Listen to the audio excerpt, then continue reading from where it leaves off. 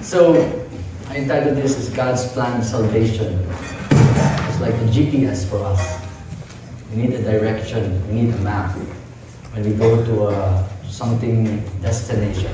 Without it, we might get lost. You guys here in America is so complicated in going to different places. You must have a GPS, right? And for us, going to heaven with the deceiver, there must be so many counterfeit.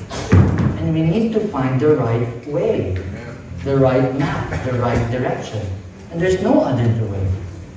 Jesus said in John 14 verse 6, I am the way. The way.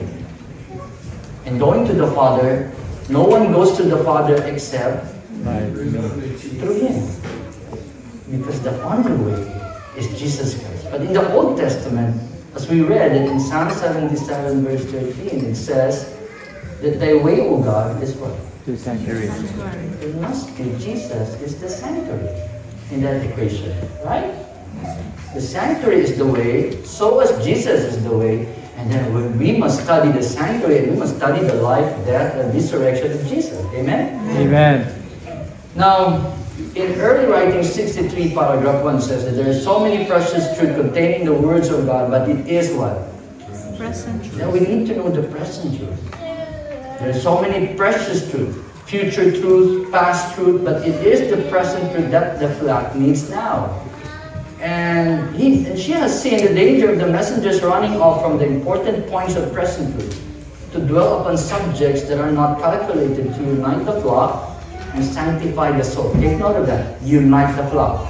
The devil wants to divide us. Then we need to study how we are going to be united. Satan will here take every possible advantage to injure the cause. Now, what subject we need to study? But such subject as well. The sanctuary. First was the sanctuary in connection with the 2,300 days. What is the 2,300 days? What's that? What kind of judgment? Investigative judgment. Because there is also executive judgment. These are two different judgments. Remember the pioneers? They were proclaiming in 1839, 40, 41, 42, 43. They were proclaiming the second coming of Jesus. They were proclaiming the executive judgment, not the investigative judgment. That's why they experienced the great disappointment. But it was God's appointment. Amen. Just like the disciples, they were disappointed that Jesus died on the cross. But that was an appointment. As Psalm 77 says, thy way, O God, is in the sanctuary. The way speaks about the path, the road, direction. And we need to study the sanctuary. This is the sanctuary. I may just give you a little study about the sanctuary. That if you notice, there is white linen or white covering. It's not a circle, it's a square, a rectangle. How do I say that? Encircling, so how do I say it in English? I'm not an American. Rectangling. Let me say that, rectangling. And we notice there are 10 poles in front. The 10 poles have six poles lower, and the center there are 4 poles higher than the 6. What does it represent?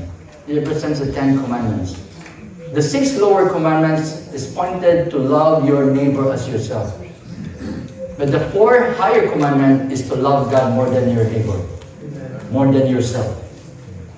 And then, it was emphasized, elaborated in the first tablet, right? That's why we have 2 main purposes in this world, to give glory to God and to bless humanity. That's the only purpose why we are made. We need to know our identity and we need to know our purpose so that we will not be lost. The sanctuary also has so many furnitures. You will find the furniture. The first furniture you can find, the altar of sacrifice. Next is the laver. And when you get into the tabernacle, into the tent, you will find the holy place with 3 furnitures. Right will be table of shewbread. On the left is the 7th candlestick. In the middle is the altar of prayer or incense. And behind the veil, there will be what you call the most holy place. And another furniture you can find, and that is the Ark of the Covenant. The Ark of the Covenant, which we call the mercy seat. And under it, you will find 3 items. Aaron's rod, Ten Commandments, and the path of man. So let's study because these are symbols. These are nothing but symbols. And we need to know the meaning of every furniture. And we need to go through that. So that's the sanctuary. And we look at how it was arranged. It also looked like a cross. Therefore, the cross must be the way. Jesus is the way. The sanctuary is the way. Then when we study this, because why? The sanctuary is the foundation of our faith. We need to have a good foundation or else we will crumble. Good foundation will establish you from any trials and deception. Amen. So this is the floor of our foundation. That's why the correct understanding of the ministration of the heavenly sanctuary is the foundation of our Adventist faith. Amen? Amen. So let's study. But first, let me just give the credit this to our dear beloved brother Ivan Mais. I've seen this and I just get a few lessons from him when he presented this to us. So the cross in the sanctuary, it's the same arrangement. So when you look at the Old Testament and the New Testament, you will find and see the sanctuary. Look at how God delivered Israel from Egypt, from the bondage of Egypt. In Exodus 12, you know what Exodus 12 is? It was about the Passover. So what furniture that is present? Remember, to bring out Israel, to save Israel from the bondage of Egypt, they must what? Offer a lamb. And that's what we call Exodus 12, right? Exodus 12 verse 12, the Passover. You have to offer the Lamb of God. So that's the blood in the doorpost. You have to kill a lamb and put a blood in the doorpost, right? And that points to the altar of sacrifice. And after the altar of sacrifice, they went out. Pharaoh let them go. Okay, get out, get out.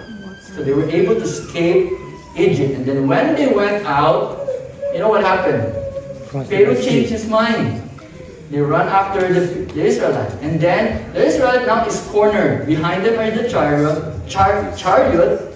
And the left is a mountain. And the right is another mountain. And in front of them is what? Red Sea. The Red Sea. Red Sea. And then the sea opened. And then they crossed. And then they were baptized. Is it the laver?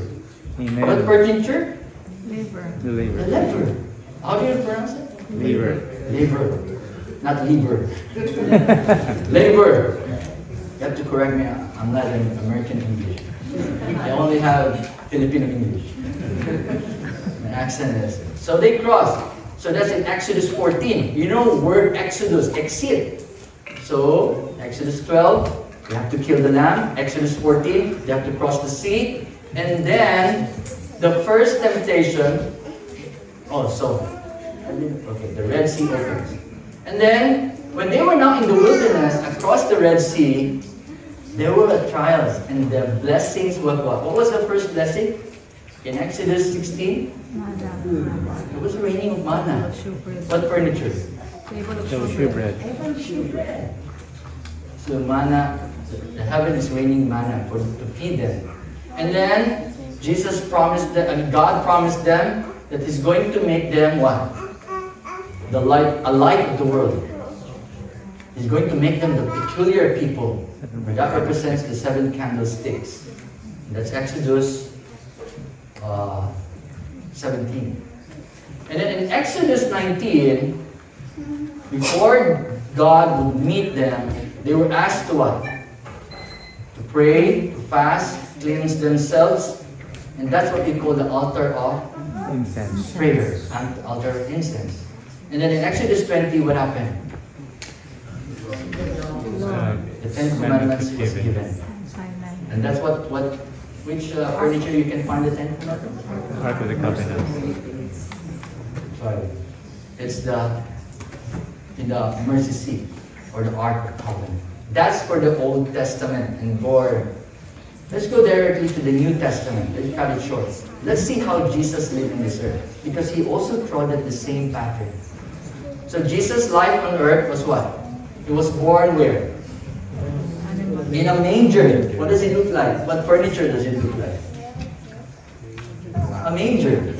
An altar of He was born with what?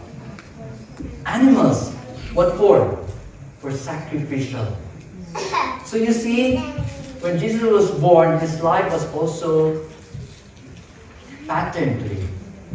And after he was born, he grew up, and at the age of 30, what happened? Baptized. He was baptized. What furniture? Laver. And then after he was baptized in Matthew 3:17, when he heard the voice of God, behold, this is my Beloved Son, in whom I am well Pleased. And after that baptism, he was brought where? Wilderness. In the wilderness. And when he was in the wilderness, what temptation did he face? First temptation. Appetite. If thou art the Son of God, prove it. Turn this stone. What temptation? What furniture is that? Table of showbread. But Jesus overcame the temptation by answering. How did he answer and how did he face the temptation? It is written. I like the words that our brother said here. And I thought it is written in the 10th one. Now it is written in his heart. That man shall not live by bread alone, but by Every word. every word. What was the word that Satan took from his temptation? He said, if thou art the Son of God, what was the word that Satan took up? Remember 40 days in Matthew 3:17? What was the word that the Father declared that Jesus wanted to hear? Don't remove that word. Beloved. I'm not only the Son of God, I am the beloved Son of God. And Ephesians 1:6, we are accepted in the beloved. You know that? So we need to connect this and we need to study what is this belovedness message for us. Because that is the third angel's message in verity, the faith of Jesus. There's deeper meaning on that. But for now, we're going to study the second, so I have to move forward. The second temptation was what? Jump. Right? Jump, come on. Satan is trying to provoke Jesus to prove himself by performance. But Jesus said, no, I don't need to prove anything. He said. So what was the second temptation is all about? It's a presumptuous prayer. Presumption. Then Jesus said, I don't need to prove anything from your how do you call it, from any provocations you have there. So he took it by faith. He had a faithful belief that it is written. Yes, it's true. It's not going to break without even showing performance. Because if he did it, he must have doubt, trying to prove something. And then the next temptation was what? It was brought up in the summit, and then he was tempted to Worship. what is that? Worship. You know what? I'll give you everything in this world. You see those vineyard, olive yard, mansions, chariots? I'll give you everything. Just what? How do you find these material things in this world? The treasures of the world. Is it shining for our flesh?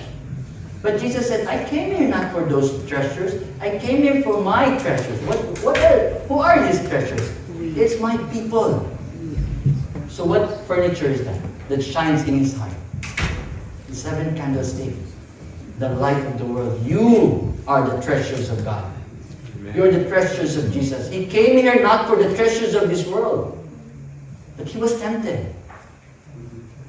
Because we're going to go through that temptation as well.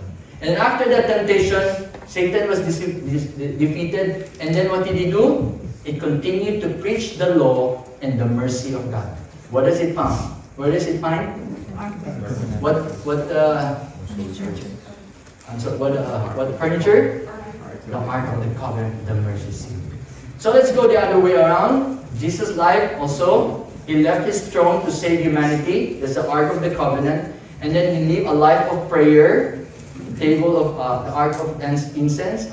And then he also lived the life according to the Word of God.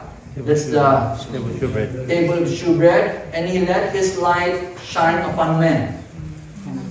That's the 7 candlestick. And then the age of 30, he was baptized. And after he was baptized, 3 years and a half after, he was crucified. Is it the same? Yes. Why does he have to go through that? Because we are going to follow him wherever we go. Amen. The same experience Jesus experienced in this world must be experienced by his children.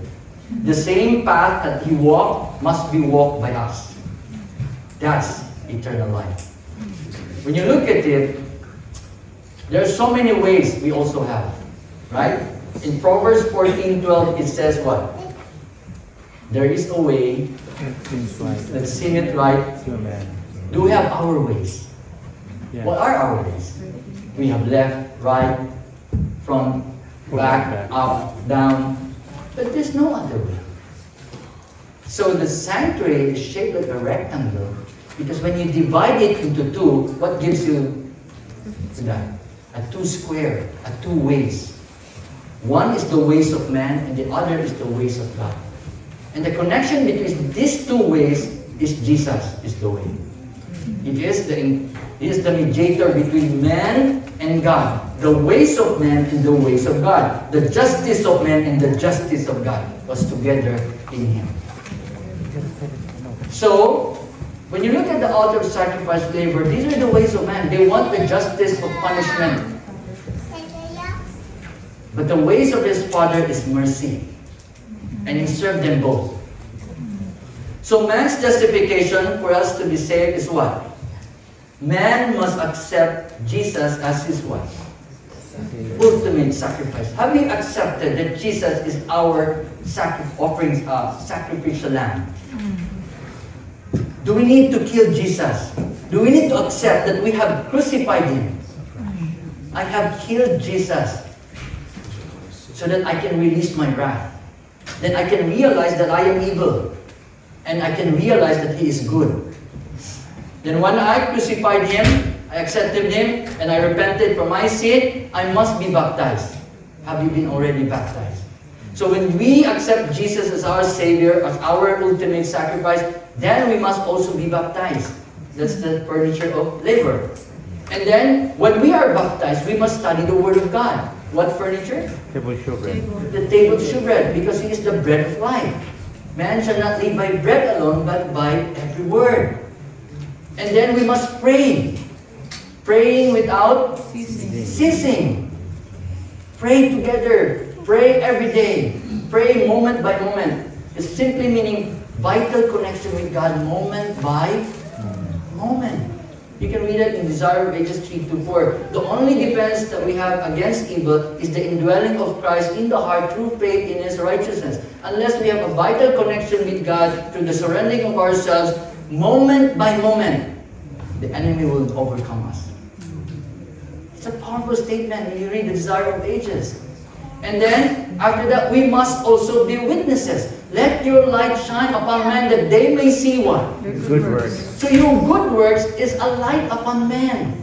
Because believing is one thing, but doing is another thing. And faith without work is what furniture does it mean? That let your light shine. The seventh candlestick. And then when we continue this, we must also lead others to the throne of God. We must also lead others to Jesus. We must lead others to the Ten Commandments and to the mercy of God. That's the life of Jesus that we need to follow. Another one in man's sanctification, we are saved by justification, sanctification, and glorification. That's our doctrine. These three steps of salvation cannot be separated. They work together, hand in hand, moment by moment. We were justified, now we need to be sanctified. How are we going to be sanctified in the picture of this sanctuary? First, we must die. Is that the furniture of the altar of sacrifice? Yes. Self must die. We need to die how often? Daily. Daily, moment by moment. I die daily. It is never that as I live, but Christ liveth in me. And Paul said, I am crucified with Christ. This is how we are going to be sanctified. We are going to be crucified. We need to be crucified together with Christ. And you cannot crucify yourself. So let's ask the Lord, Lord, allow me to be crucified. Who crucified Christ? The wicked. Then you must be crucified by the wicked. And then when we are crucified, then we must die. And then self must be buried, washed and clean. That's a symbol of baptism. We must bury our old self. Then when you are buried, meaning you're dead and buried, and then the old self must be gone. When you are resurrected, new person must live, and born again Christian. We must experience the born again experience as Jesus taught to Nicodemus. You must be born again. And when you are born again, you must be a new creature, a new person. Meaning a new desire, a new heart, a new thoughts, a new appetite, a new lifestyle. Right? And then, when you're baptized, you're going to face the same temptation Jesus had gone through. What first temptation did he experience? Appetite. Appetite. When we talk about appetite, it doesn't only talk about food. How about the appetite of what we read, what we watch, what we desire? The first temptation that Adam and Eve failed was the first temptation Jesus Overcame. how do you say that? Overcame. And He overcame it for us. He gave us an example that you can also overcome through His grace. We can do all things Through Christ. through Christ who sent me. Then, that's what we call resist the lust of the flesh. Remember, if anyone loves the world, the love of the Father is not in him. Love not the world, or the things in the world. Right? The lust of the flesh, the lust of the eyes, and the pride of life. So these three basic temptations of the desire of our heart has been overcame by Jesus. And the same temptation we're going to face daily. So the first furniture in the holy place is table of shewbread. We're going to resist the lust of the flesh. Let me just read in Christ Object Lesson 2:17. Why we need to overcome our appetite. Are you ready for heaven? Amen. Are you ready to live without flesh food? It says here, when the voice of God awakes the dead, is that the seventh trumpet? Is it the seventh plague? The voice of God was declared in heaven, and He will declare you, wake up, wake up. So when the voice of God awakes the dead, this is the first resurrection, He will come from the grave with the same appetites and passion. Right? The same likes and dislikes that He cherished when He was alive. When living. God works no miracle to recreate a man who would not be recreated when He was granted every opportunity and provided with every facility. During His lifetime, our lifetime is our probationary period of time. Right? During His lifetime, He took no delight in God, nor found pleasure in His service. His character is not in harmony with God, and He could not be happy in the heavenly family. Have you loved our enemies? And then God is going to prepare a table in the presence of your My enemies. enemies. In heaven, we will have enemies. But when we learn to love our enemies, heaven will remain Heaven. heaven. But if you fail to love your enemies, I don't think so. Because in this church, sometimes we find enemies in the church. And when we see them in our church, the church becomes like hell. But when we learn to love our enemies, does it make it like heaven? So, we need to overcome the temptation of the appetite. That's why whether we eat or drink or whatsoever we do it to glorify God. The next temptation is the lust of the eyes. The temptation of covetousness. When we look, like Jesus, when we look, what does it attract us in this world? Is it the material things of the world? The golden treasures, the silvers, the diamonds? Are they also brightening? Shining. I love that. Then we must resist the lust of the eyes, our covetousness. You say, that's not what we came here for. That's not what my desire is. My desire are heavenly things, eternal things. Those things are just what? Vanished. Temporary. Right? So we need to resist the lust of the eyes. And then another test is, that represents the 7 candlesticks. And another one is we need to resist the pride of life. Selfishness. Competitive. We always wanted to be on the top. We always wanted to be the number one. But Jesus said, you can overcome that. We must deny ourselves. Unless we deny ourselves, we cannot be His disciple. Is that in Luke 14:33? The ultimate test for discipleship is to deny ourselves, is to deny our pride. And the pride is the root of all Evil. evil. Then after overcoming that, we need to go to the last furniture. There's the altar of prayer a while ago. And then, what's the altar of the Ark of the Covenant? It's the mercy seat. Then we must be merciful. We must be compassionate like Jesus. And here are the... Patient. We need to be patient. Are we patient? Here are the patience of the saint. And are we to keep the commandments of God? Amen. Amen. And are we to have the faith of Jesus? And the faith of Jesus is the third angel's message that we have for the world. Right? Where is it found? In Revelation 14 verse 12. What is Revelation 14 verse 12 says? Here are the patience of the saint. Is that a character? Yes. Here are they that keep the commandments of God. Is it the transcript of God's character? Yes.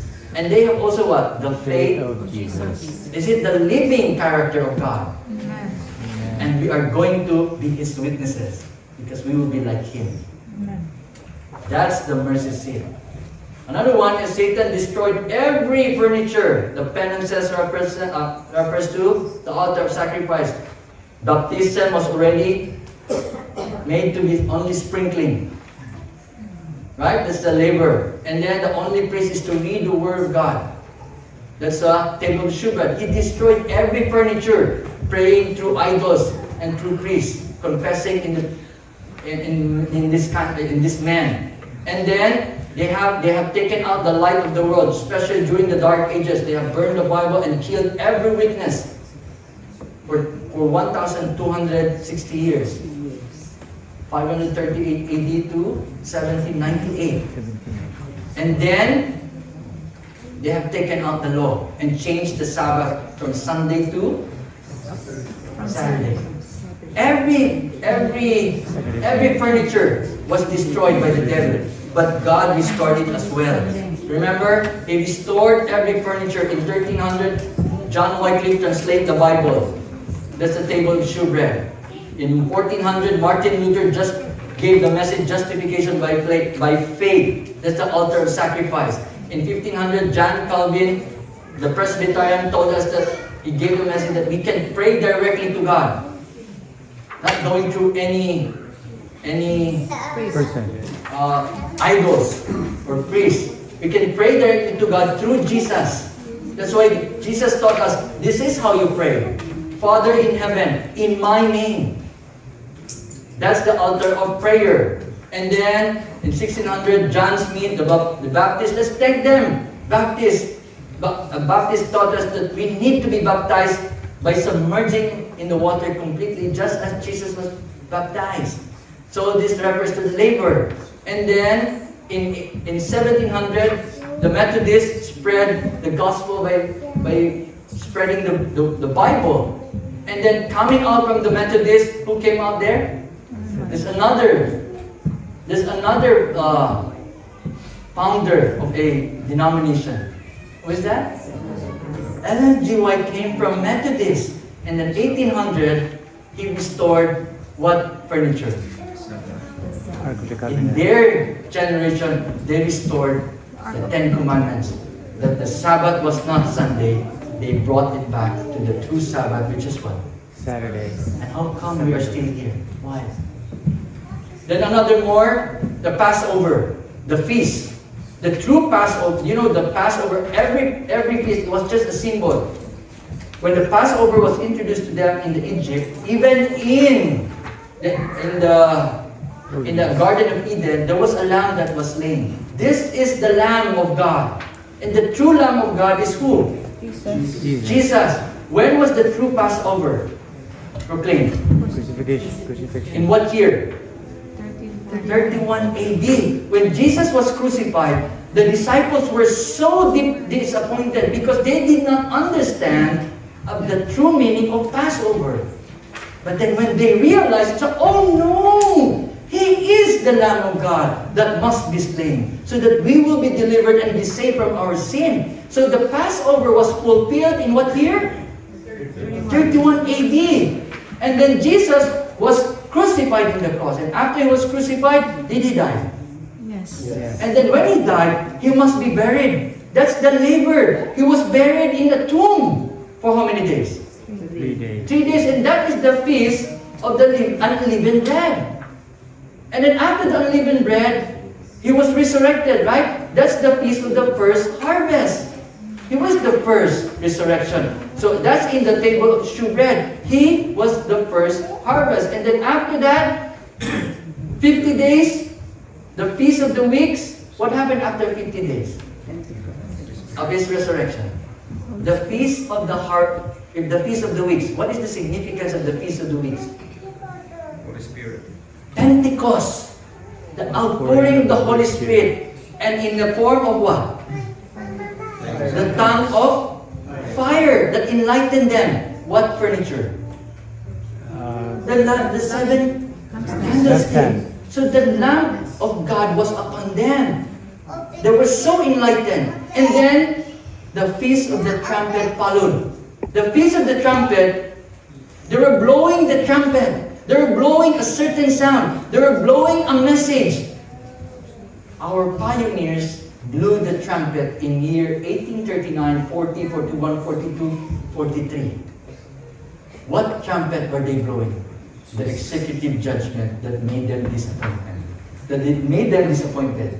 Because just like the disciple, they had this disappointment because they did not understand fully the meaning of the symbols. But when the fulfillment comes, they would realize that, oh, it should not be the executive judgment. It must be the investigative judgment because the next feast is what? After the trumpet, is the Day of Atonement. And the Day of Atonement in 1844 is the feast that we are celebrating until today because it has not finished. Do you notice that? Why it cannot be done? Because we have not done our part. Jesus has been doing his part in the most holy place since 1844 and we're not doing our part.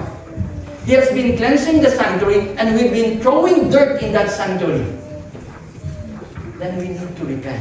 What must be done in the Day of Atonement? If you look at their feast, the Israelites would do what? There are 3 things that they were required during the Day of Atonement. Well, the high priest, represented by Jesus, in the most holy place, interceding, mediating in our behalf, the people of God must be what? Doing? What must be done? Outside. They must be praying and fasting. Praying without ceasing. And what is the end of fasting? We fast for a while and then the end of the fasting, we eat a lot. The true meaning of fasting is righteousness. The true meaning of fasting is to fast from all our wickedness. Thus, that must be stopped because the end of it will make us righteous in the heart, in the eyes of God. Right? So after that, praying and fasting to be done, what's the next thing to do? Deep searching of our hearts. But we've been keeping searching of others' hearts. We need to stop doing that because we need to deep search our own hearts. Have we have any darling still in his heart? Do we still have pride? Do we still have hatred? Do we still have covetousness?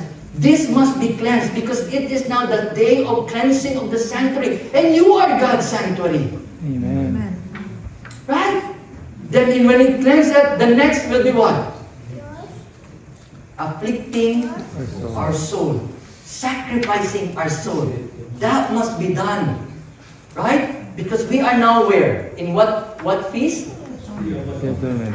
Since what year? 1844. Imagine that the work has not been finished. The feast has not yet ended. Because this is the true fulfillment of the Day of Atonement. Since 1844. And then the last feast will be what? Tabernacle. Tabernacle. The Feast of all feasts. We have said that, feast is already done. No! We have not yet finished the 6th feast. We have one more feast to come. And the Feast of the Tabernacle. The Feast of Sukkot. The Feast of the Booths. The Feast of Tent. What does it symbolize? There's a tent. You go to the wilderness. Remember, in the last days, you will be found in the wilderness. Because you'll get persecuted. Every homes you have here will be taken away from you. And you need to go there and enjoy the Feast of the Tabernacle. And when you are there, it represents what? The tent represents the veil of humanity, your character. Just like the Gideon. Gideon was asked to blow a trumpet, have a vessel, put what? A light. But they need to break the vessel so that the light will shine upon darkness. And so are you. We're going to tear up our veil. We're going to tear up our righteousness. Self must die. So that the light that is the glory of God, that is the character of God, will shine upon men. When you are persecuted, the world will witness the character of God and not the characters of men. Amen. When you are done evil, you repay what? Evil with Good. That's the character of God. Amen. Because if you repay evil with evil, that's nothing but no common. How we done our part? How we love our enemies? Romans 19 verse 12 it says, Romans 12 verse 19 it says, if any man, beloved, avenge not yourself, for it is written, vengeance is mine, I will repay, saith the Lord. When you read in verse 20, if your enemy is hungry, is that vengeance? That's not human vengeance, that's divine vengeance. If your enemy is hungry, if your enemy is thirsty, give him drink. For in such doing, you're heaping coals of fire in his head. Is that a figure of speech? Yes. Are you burning them with your love? Be not overcome with evil, but overcome evil with good. Jesus is teaching us to repay evil with good. That's why in His Beatitudes, love your enemy, bless them that curse you, do good to them that hate you, and pray for them that despitefully use you and persecute you. Look at Stephen. When he was stoned to death, how did he react? How did he repay that stoning? Just like Jesus. What was the prayer of Jesus? Because that's the faith of Jesus. When you are thrown with stone, you pray, Father, Father, forgive them, for they do not know what they're doing. You want to be like Jesus? Is it sweet to you to pray for your enemies? The present truth we have today, as we have read, is what? Sanctuary in connection with the 2,300 days. Where are we now in the 2,300 days based on the sanctuary? We are now in the Day of Atonement. That's why we need to study more. What is the Day of Atonement? How must it be done? How must we be finished? Because the devil will always keep this from us so that he will not die. The more he keeps us from learning and growing and doing our part, will keep him alive. But the moment we are revived, we do our part, he will know that his time is short. But if we will keep remaining in our state, he knew that his time will never come. And that's his key.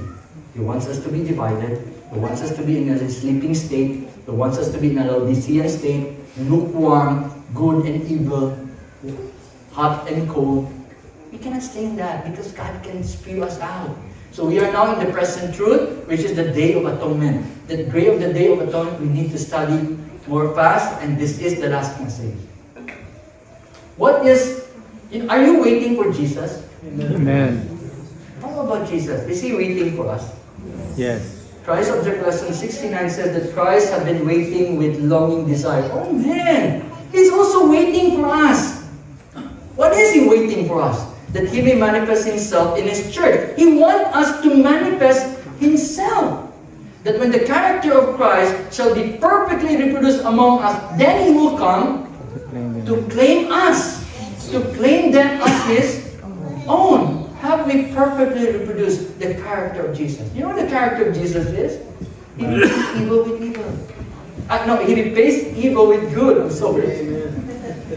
He always repays evil with good. He always loves us. He repays our sin with forgiveness. He repays judgment with justification. He repays our punishment with His reward. Desire of Ages 25, paragraph 2 says, Christ was treated as we deserve. Was He treated as we deserve?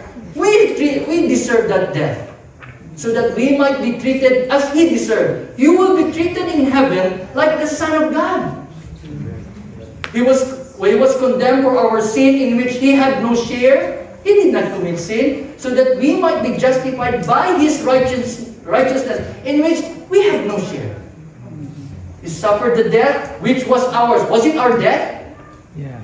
He suffered that death, our death, so that we might receive life, which was His. And by His stripes, We are healed. in Christ Object Lessons 415 says, the last rays of merciful light, the last message of mercy to be given to the world are in your hands. You know the prophecy. You have more truth than the other Protestant in the world. You understood the three angels' message. And the last message to be given to the world is the revelation of what? His character of love. We must reveal the character of Christ, the character of God, the character of love, the agape love. Because the love has its counterfeit, so many different love. The most abused word in the world today is what? Love. Love. Because they have many counterfeit. Phileo, storge, eros. But there is only one true love. The divine love, which is agape. That's why we need to know justification, sanctification, glorification. This is very common to Seventh-day Adventists. Justification, sanctification, glorification. But have we understood what is justification? You know, justification is the title for heaven. You can read that in Desire of Ages 300. Sanctification, a fitness for heaven. And glorification is the entrance to heaven. What is the title for heaven? This is the deliverance from the penalty of sin. Right? You are delivered from the penalty of sin. What is the penalty of sin? For the wages of sin is death. I have an acronym for sin. S-I-N. Suicidal in nature. Is it suicidal? Yes. When you are a smoker, are you committing suicide? When you are drunkard, are you committing suicide? When you commit adultery, will you be in the position that you might get killed? When you commit murder, will others will also do the same? That's the wages of sin. But Jesus delivered you from that penalty. He died for you in your behalf, so that you will not die eternally. So why people still die? Those are not death. Those are nothing but asleep. Those are the first death. What He meant that He's going to deliver us from the penalty of sin is the eternal death. Second is sanctification, fitness for heaven. This He will deliver us from the power of sin. And the power of sin is what? His temptation. The temptation of Satan. He wants us to deliver from the temptation of Satan. And then He wants us to deliver from the presence of sin. Living the life with Jesus will bring no more sin. Read this. The righteousness by which we are justified is imputed. The righteousness by which we are sanctified is imparted. The first is like our title to heaven, justification. And the second is our fitness for heaven. Are you fit to live in heaven? Are you ready to live in heaven? Amen. Are you ready to live without meat? Amen. Are you ready to live without cigarette? Are you ready to live without alcohol? Are you ready to live without pride? Are you ready to live as a servant of God? We are not to be masters. We are to be servants. Jesus came here as the perfect example. He came here not to be served, but to serve. He came here not to be our master. He came here to be the greatest servant of all. While the disciples seeking, Master, Master, who among us is the greatest? So man, you still don't understand. You want to be the greatest? Then you must be The least. the servant of all, and that's the least. Because in heaven, it's what? A turning world upside down. To be the best, to be the greatest in heaven, must be the servant of all. But in this world, to be the greatest in heaven, you must be the master of all. Because the principle of this world is totally opposite from heaven. What is normal here is abnormal there. And what is normal there is abnormal here. Sunday sacredness is abnormal there. But Sabbath keeping here is abnormal here. You get it? When you love your enemy, you're abnormal. But in heaven, when you love your enemy, you are supernatural. Amen. Now, third angel's message, as we said, the time is short. First, second, third angel's message to be given to the world. How many messages were SDA commissioned to proclaim? 3. How many? 3. And what are those 3? The 3 angels' message. That makes you unique. That makes you peculiar among all the Protestants in the world. We are the only denomination who preach the 3 angels' message. And that's why we have to be ready, because the most fearful, threatening ever addressed to mortals is contained in the third angel's message. But with the perfect love that will cast out fear, for us it's not scary.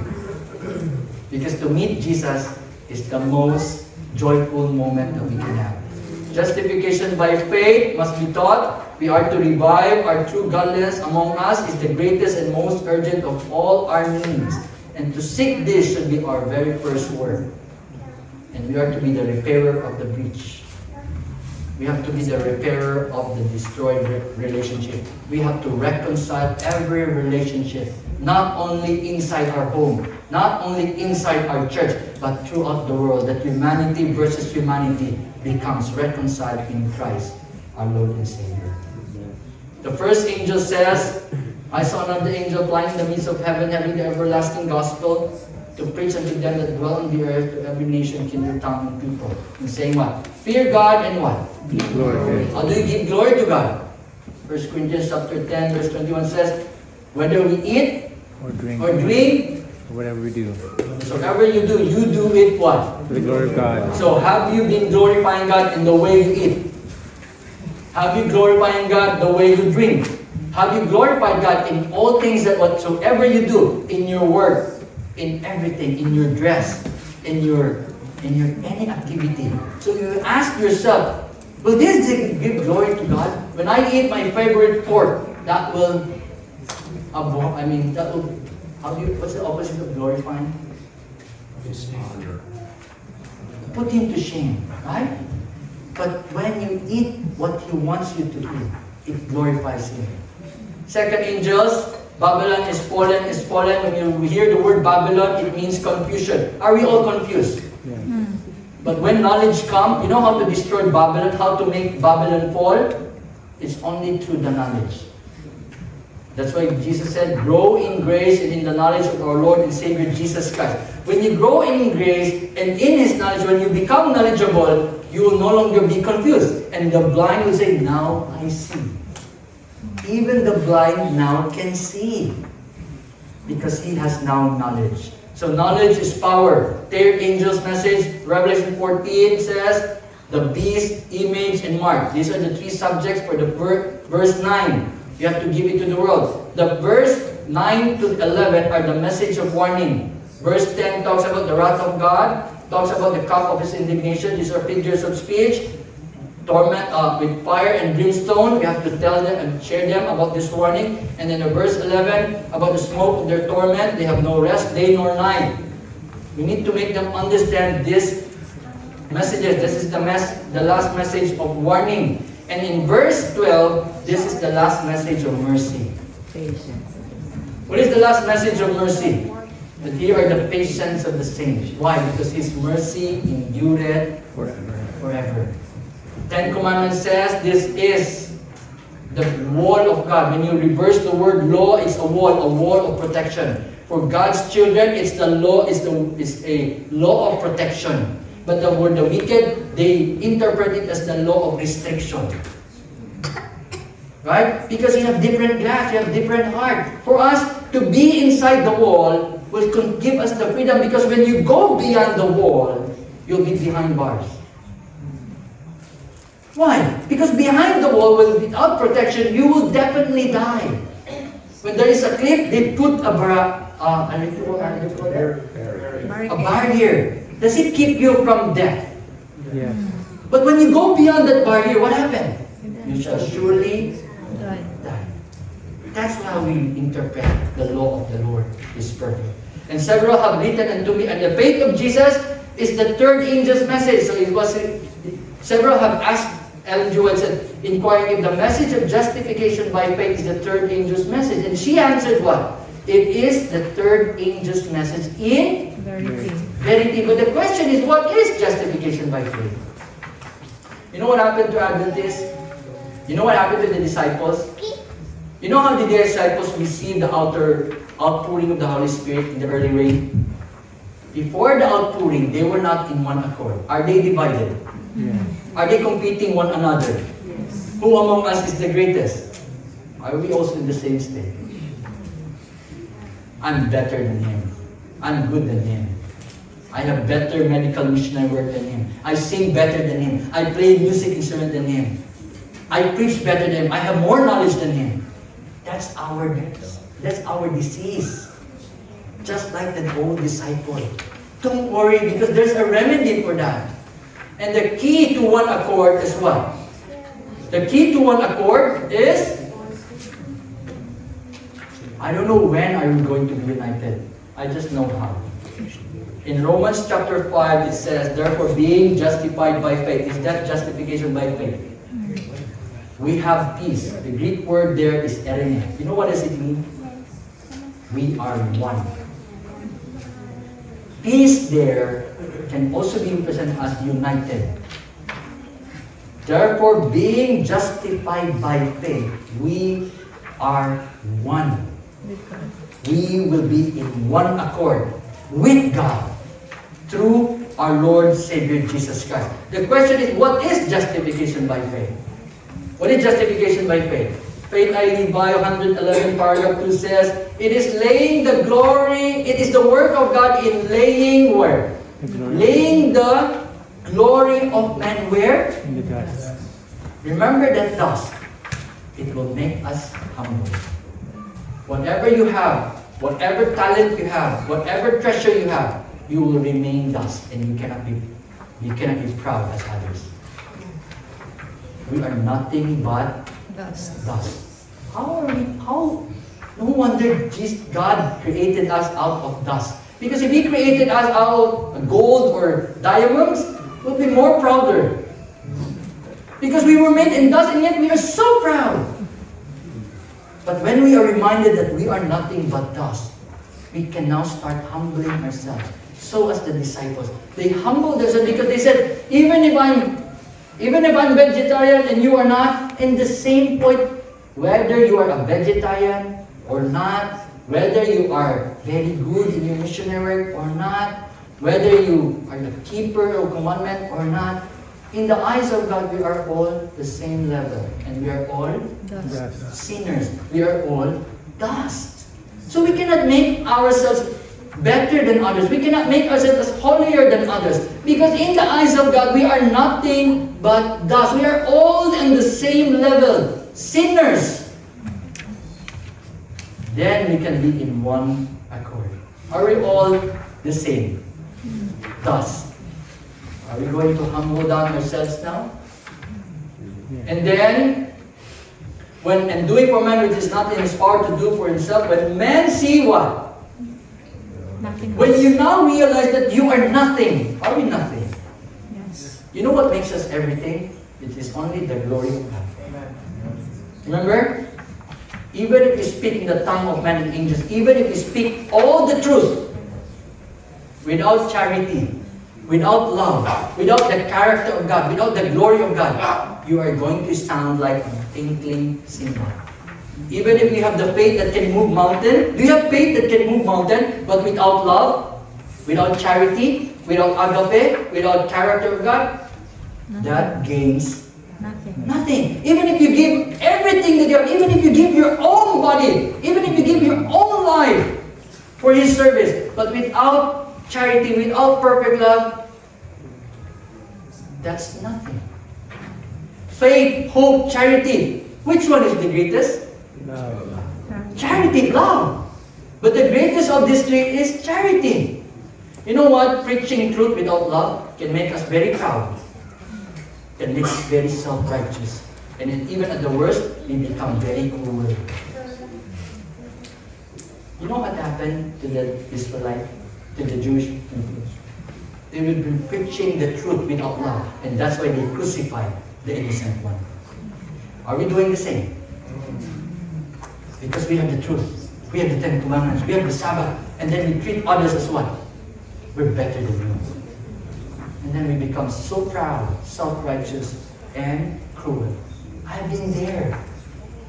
But without perfect love, that's nothing. But when you put perfect love, it becomes everything. Amen. Right? Look at this. Worship without perfect love is idolatry. Prayer without love is beggary. Service without love is hypocrisy. And work without love is slavery. But when you put perfect love, it's freedom. Amen. That's why we need this justification by faith, because the justification by faith is the perfect love of God that was manifested in this world, in the death of Jesus Christ. He showed to us that even if you kill me, I will still love you, and I will forgive you, and I will reward you with eternal life. This is the character of God. Now, we are now one accord because of justification by faith. But there's one more thing. We need to have the victory over sin. In 2 Chronicles chapter 7, verse 13 and 14, I don't know if I'm right. Yeah. If I shut up heaven that there be no rain, if I command the locusts to devour the land, if I send pestilence among my people, if my people shall what? Humble themselves. Justification by faith will make us humble. If my people will pray in one accord, justification by faith will make us pray in one accord. And seek His face, and what's that one? Turn away from our wicked ways. But we're not turning away from our wicked ways. We cannot overcome our nature of sin. But the victory over sin was given to us by Jesus. You know, justification by faith. When you hear justification by faith, what does it mean? When you say here word justify, how do you define it? Justify. What's the other word for justify? Justification. Reason. Excuse. Because. Adam was questioned, Adam, why are you hiding? Where are you? Why are you hiding? Who said you're naked? Why have you done this? What was his answer? How did he justify? Because of the woman you sent me. Did he blame the woman? Did he just blame God? And the woman, why have you done this? Because of the serpent you allowed to enter the heaven. And God said, oh man, I'm now the one to be blamed. How about us? Why did you do this? Because I'm hungry. I steal food because I'm hungry. I commit adultery because she tempted me. Do we have all the reason to commit sin? When you have that mindset, justification by self is what we have. We are good in reasoning, in committing sin. But Jesus said, you must learn how to justify by faith. And what is justification by faith? Let us look at Jesus. Jesus, you are hungry for 40 days and 40 nights. Turn this stone to bread. How did Jesus justify? It is written. It is written. That's why when you say, it is written, that's how we justify. Why you guys are not eating pork? It is written. There you go. You know how to justify now. Why do you love your enemies? It is written. Oh man, why can't you steal? It is written. Is that your justification?